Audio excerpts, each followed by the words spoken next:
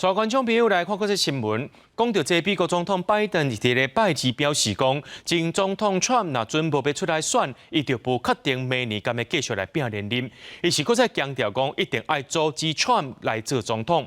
不过，伊是搁再向媒体表示，伊目前为止呢是无退选的拍算。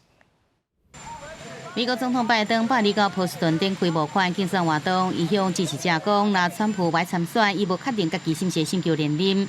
听到这段话，媒体敢若发现心态着上快，一直问。Would you be running for president if Trump wasn't running? I expect so, but look, he is running, and I have to run. Would you drop out if Trump runs out? No, not now.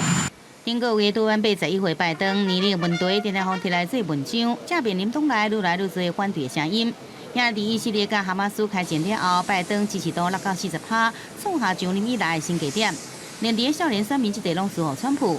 不过拜登自任时党内为会使拍败川普候选人，必须爱竞选连任，阻止川普搁再入主白宫。